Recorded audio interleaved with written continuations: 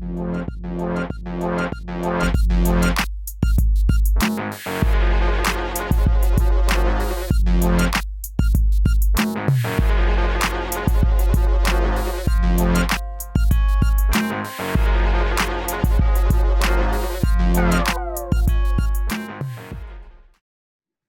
and welcome to another episode of Community Chat. My name is Kevin Tocci.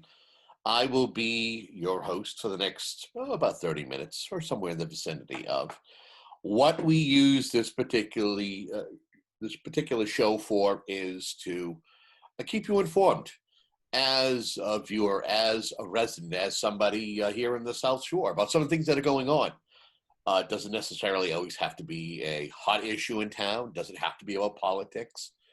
It could be about the latest thing that is going on or the latest conversations. Again, the idea is to keep you better informed by some of the guests that we have. And we've had some pretty darn good guests over the short period of time. And we're continuing that trend with our guest today. He is the vice chairman of the Abington Board of Health. I might want to just kind of throw in a little bit of a teaser. He has appeared during my tenure at Abington CAM on one of our newer shows as a contestant. We could get to that later on, but we're here to kind of talk with Alex Hagerty about him, about his time on the Board of Health. Let's not forget, we are all in the middle of a new normal. Pandemic is hopefully in the rearview mirror, but we'll talk with him about that. But we'll start out. Alex, welcome to the program. If for folks who don't know you, just in case, tell us a little bit about yourself, other than being the vice chairman of the Abington Board of Health. Sure. Thank you for having me on, Kevin. It's awesome to be on Community Chat with you. So my name is Alex Hagerty, born and raised in Abington, Massachusetts, home of the Green Wave. I graduated in 2013 from Abington High School, the old one. Graduated from Massasoit Community College in social sciences. In my background is from the food industry, retail, management, and then also in my spare time, my free time, I like to do theater. So I've done theater back at Abington High School with Mr. Shannon, he runs a fantastic theater department. And then did some shows at Massasoit Community Theater, done some things in Rhode Island and Woonsocket, the Stadium Theater, only one show at Company Theater over in Norwell, and then Canton Community Theater, a whole bunch of areas, all over the North, not the North Shore, the South Shore. And then I got elected to the Abington Board of Health in 2018. Topped the ticket, and then I ran for a one-year seat, and then the next year I had to run again for a full 3 years, again topped the ticket again, which was nice, but just getting out the message and helping people, keeping Abington safe, healthy, and happy. But as you said, there's definitely been a lot that myself and the board members and the health department at Abington have really had to deal with. Not only in the last couple of months, but in the last 2 years. So, but take it as it comes. What has it been like to be a member of the Board of Health? What are some of the things that the Board of Health does in conjunction with Marty Golightly, the health agent? First of all, I can't stress this enough how incredible Marty is. I mean, the guy's working 24/7. I mean, it's incredible. Even before this whole coronavirus pandemic, he was always there. You know, 7 at night, he was there to pick up the phone. It was like, hey, I hear so-and-so on, Washington Street didn't get their trash picked up. So like for the Board of Health, for us, we work closely with the contract with Republic Services, make sure that trash and recycling is picked up. And if things aren't picked up, we have to contact the drivers in order to schedule a pickup and get things all ship shape that way. Also just keep the public informed on what's going on in town, you know, like whether we're having a rabies clinic, so for our feline friends.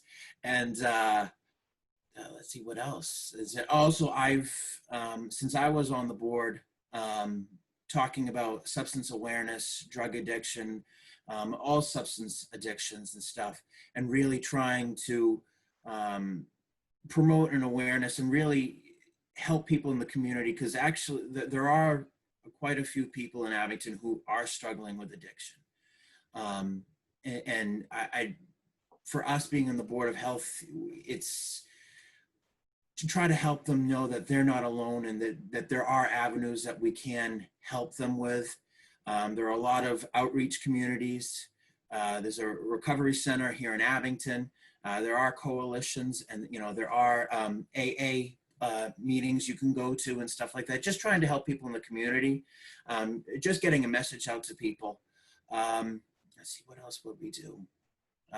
Then recently with like a plastic bag ban, trying to keep the environment safe, while at the same time allowing that we still have the convenience of plastic bags we can still use in town, but they have to be made out of a certain biodegradable material, or paper bags. So there's a whole view thing of everything we need to do. Okay. That makes any sense. What you had mentioned public service, and during your time, you actually had to endure a strike, didn't you? Yes, we did that. Yeah, I mean, for most of the time, that came out of left field. It was like, whoa, like holy moly! But Republic Services and the employees, they had been battling for about 6 months before the strike had happened. We had heard about it a little bit. We didn't know the depth of how intense it was. So when it happened, when the strike happened, it was like even us, we were kind of thrown off a little bit.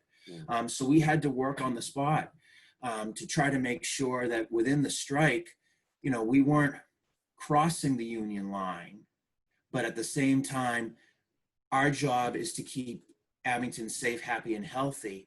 And in order to do that, we have to have the trash and recycling picked up. So we had to work a fine line in order to, keep the trash and recycling off the streets. Unfortunately, there were a couple of streets. I think Loganberry was one of them that I think it was 2 weeks before recycling or the trash got picked up. I'm almost positive it was the trash that was the situation. Okay. But from that, I had to have my cell phone ready and my email ready that, I reached out to the community, put out a blast on social media saying, hey, if your recycling or your trash is not picked up, let me know ASAP, and I can work with the health agent and, the Board of Health so we can get your trash and recycling picked up ASAP. And for the most part, Abington, out of the 3 communities that Republic was disputing with the union at the time, Abington was in the better shape than the other 2 towns. And honestly, that just was about keeping communication, having transparency, having the town, if people are concerned, there's someone that they can reach out to. Because at the time it was difficult getting in contact if you were just a resident, getting in contact with Republic Services. So we were there for that avenue. Okay. Let me ask you a question, and this is just to you, and because sometimes when you ask questions, people go, hey, is he asking that individual to speak for the entity that he's a part of, or is he asking him as an individual? So I'm asking you this question. Sure. As an individual, as a member of the Board of Health, just you. Mm-hmm. Talk to me about dealing with COVID-19 when it came to our doorstep in March. What was it like for you as a board member to deal with this? I never thought, running for the Board of Health, that I would have to deal with one of the biggest pandemics since 1917. Never thought that would happen, but when it lands in your lap, you have to be a leader. You have to do the job. As scary as coronavirus has been, and thankfully things are slowly getting better here in Massachusetts, thank goodness. And here in Abington, we only have 13 active cases as of today, which is better than the 200 that we've received over the time, and more people have recovered. But as me personally, I felt it as a responsibility to do everything that I could to keep the public informed and do everything that I could to take prevention steps from people getting the virus, from the virus spreading like crazy, like we've seen in major cities all across the United States. So I applaud Chris Schultz, the chairman, for making the motion to take the early step of wearing masks in our town. Actually, we took the steps before the governor did. So we took the early steps. So that was a prevention to keep people safe. But at the same time, I put in steps to limit how many people were going into, these big department stores, our big supermarkets, having the pathways, so to keep traffic low, and also keeping and having these big retail stores counting how many customers were coming in and leaving the store, having a capacity limit and stuff like that. We took those early steps, and I'm proud that we did it. Granted, it wasn't always popular, but that's the thing with public service. You have to do what's best for the community. It might not always be popular, but if it's saving lives, that's so important. What do you feel were some of the biggest challenges that were faced by not only by yourself, but as a board? Some of the challenges when it came to COVID-19 and making sure that folks either stayed home or, many times I'd go by, I work over at the high school and you'd see people out on the fields, and I know people would put signs up. Well, what do you feel were some of the challenges in trying to get people through the pandemic? For the most part, I feel, and I'm only speaking for myself, Yeah. but the most challenging thing that I think we struggled with, or I struggled with, was just as you said, the fields and the parks. People didn't, people were saying, "Oh, I don't understand why, these fields are closed off." When it's better to be outside with in this pandemic than being actually inside in a compact area. But the whole reason why we did that was because people were congregating, and this was at the height of the pandemic. So that was the hardest thing to deal with, because it was for a lot of people that they didn't fully grasp why we were doing it. It was the height of the pandemic, and it was a precaution we were taking to keep people safe. Thankfully, parks and fields are now open. So I go running daily at Ames Knoll, so which is great. And it's great to see people having picnics out there and stuff like that. But at the height of the pandemic, it was a risk, too risky. Okay. In your opinion, where do you feel things are to date when it comes to the pandemic? You mentioned numbers, and numbers are low right now, but do you feel that folks are still wary, or do you feel that folks are still trying to be compliant to make sure we don't see any spread, at least in phase, this first wave?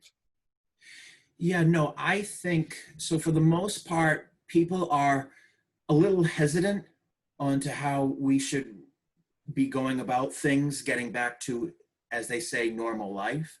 It's going to be a while until we get to, January of 2020. It's something like that again.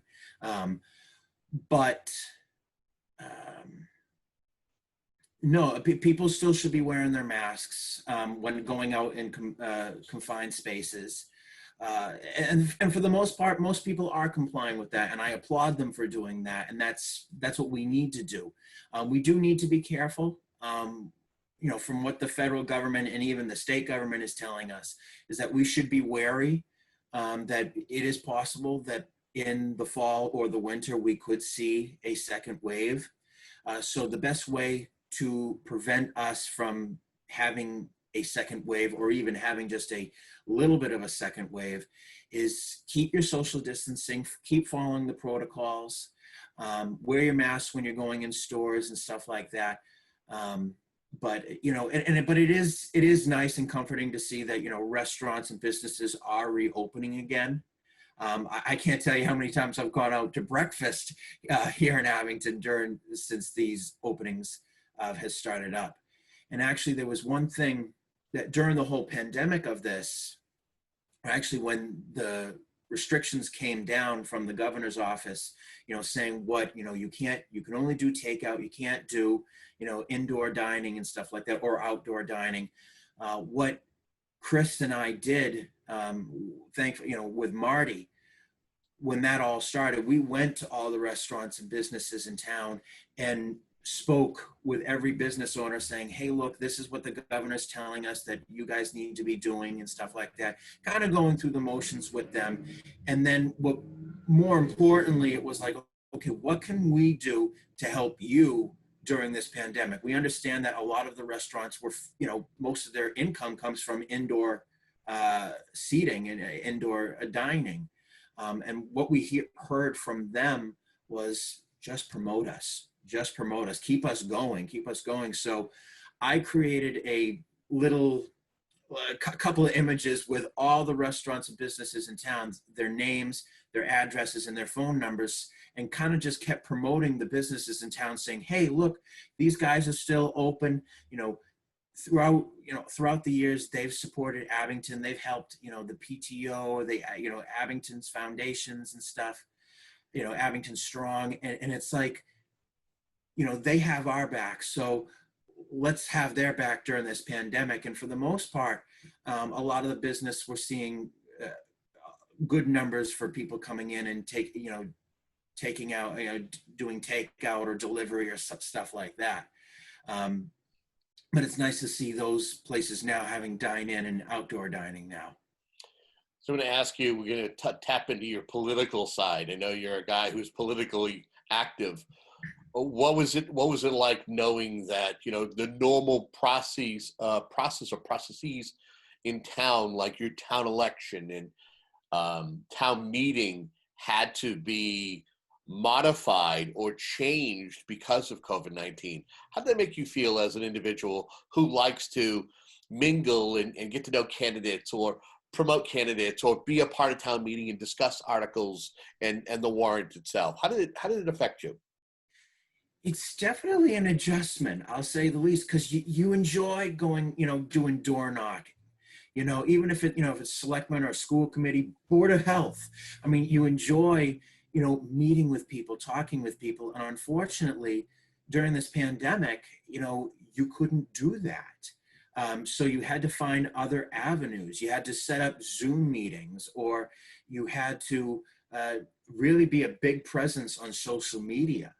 If you were running for office, in town, whether it's here in Abington or, one of my friends in Kingston, you had to have a dialogue with people on social media, because that's the only way you were going to be able to, interact with them.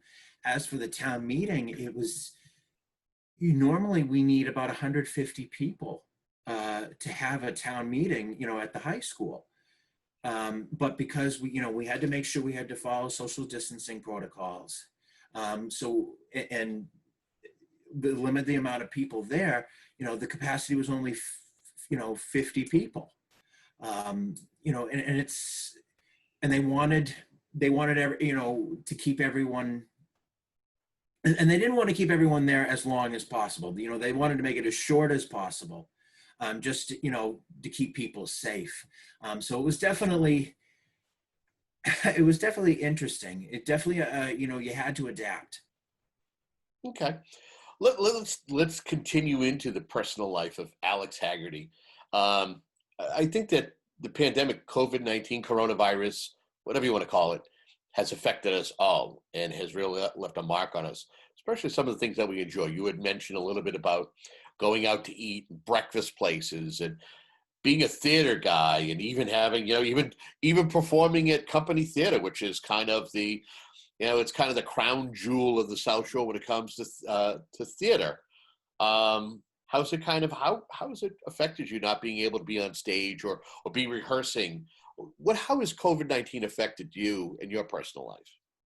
Oh, it's driving me nuts. I mean, to put it mildly, I love being on stage. I'm a comedic actor. I like making people laugh. I like bringing joy to people, and not being on stage and, telling a story, bringing people into another land. And to not be able to do that it's disheartening, kind of, really. Actually, when this pandemic was starting, I actually had been rehearsing for Bye Bye Birdie over at a dinner theater over in Stoughton. Ooh. And we went up one weekend. And then the next weekend is really when the pandemic really went hard. And we had to cancel the show. And the show's not there anymore. I was playing Conrad Birdie. It was a dream role that I wanted ever since I was a kid. It's a very Elvis kind of character. I love Elvis music. I love Elvis clearly with the hair, the way I style my hair. But, it's to not be able to do theater, it's tough. But I will say this, that one of the theaters that I do shows with, Canton Community Theater over in Canton on Cobb's Corner there, they're doing Zoom script meetings or play run-throughs of past shows. So we did, Lend Me a Tenor last week, and then the week before that was Moon Over Buffalo, shows that we've done, comedic shows, just to keep everybody together and really keep theater alive and going. And I just saw that Company Theater just started in the process of trying to have kids enroll into summer camps and summer programs, but they're going to keep social distancing protocols in place. So it is nice. I think we should, in the coming weeks and probably either month or two, we could see theaters slowly start to reopen and start to rehearse. It would be nice if we could have, shows for Christmas. It would be nice for the holiday season. All right, so I'm really going to put the pressure on you. Okay.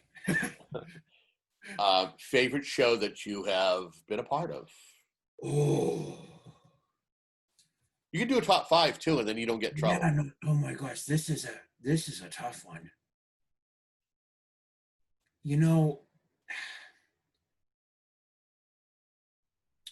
Oh man, I think one of my favorite shows definitely has to be Wizard of Oz. I've done it twice, and Wizard of Oz was the first show that I did outside of high school. And it was my first real major, big, huge role outside of high school. I played the Cowardly Lion. Watching the movie since I was a kid, and seeing the play since I was a kid, it really, to be a part of it and to be my favorite role in that show and sing King of the Forest, it was honestly a dream come true. Where'd you do it? Where'd you do it? Massasoit Community Theater. Oh, wait. So wasn't that starred Dorothy was Kels Ferguson? Yes, it was. And Corinne Mason, I know she does some things at the Abington High School. She was the director. Right. Oh, yeah. Oh, it was beautiful. It was everybody was so talented in that show. God, I miss that show. But and then there's a couple others.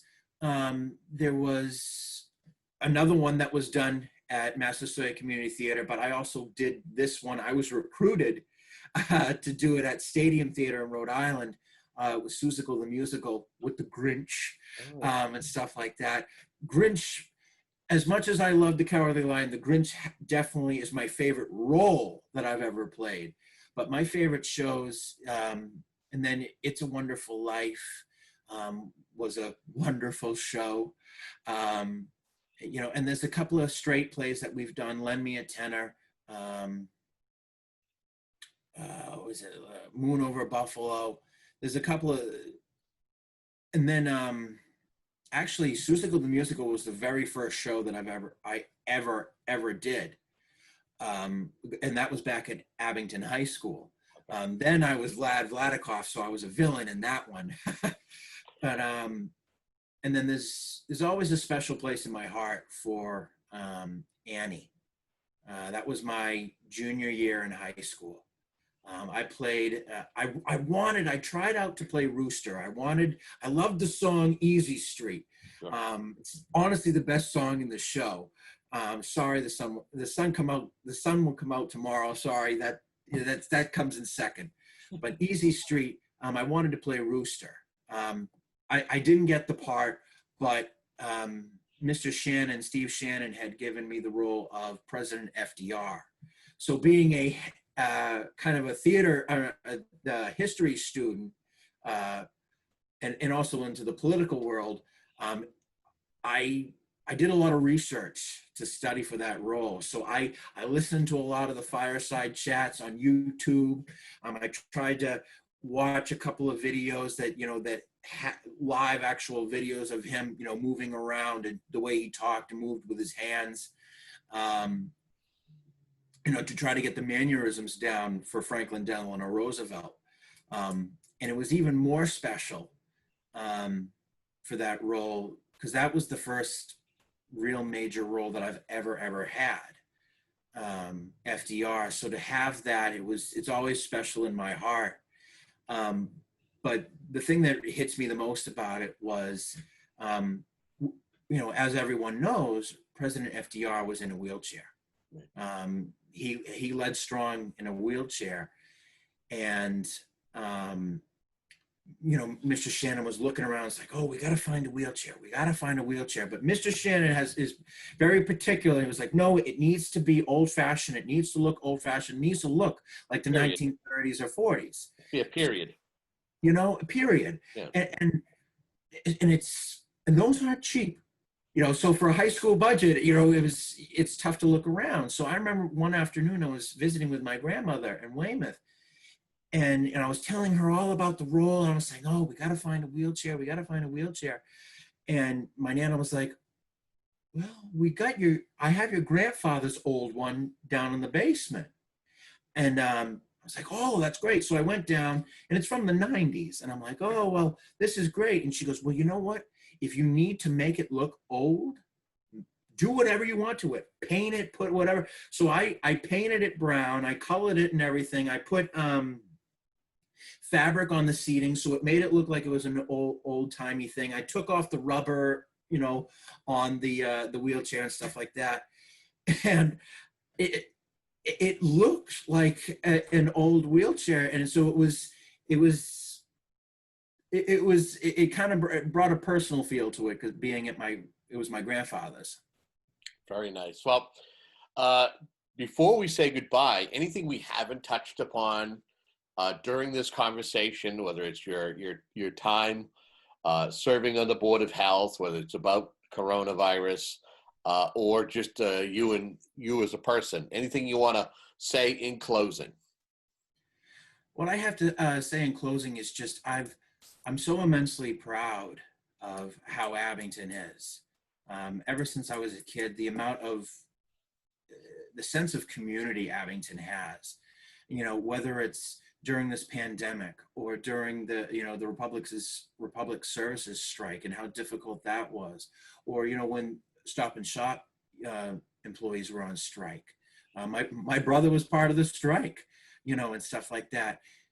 And even with the things that are going on in this country now, that the divide of the left and the right, or the police versus Black Lives Matter, with everything, Abington comes together as one community, one family, and to be an elected official during this time, of everything, and to see the community come together, I'm so proud of my town, and I couldn't be prouder to be, born and raised in Abington.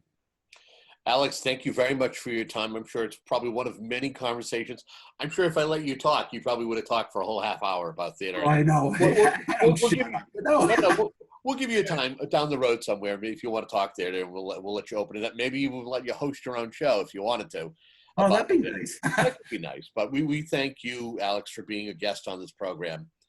And I want to thank the folks at home who are tuned in to this program. Again, the idea of the program is to keep you informed of the things that are going on, have conversations about the little things, whether it's somebody who serves on a board or a committee, to bigger things like the pandemic. That's what the conversations are here for. That's why it's called Community Chat. So thank you very much for tuning in. Until next time, have a good day.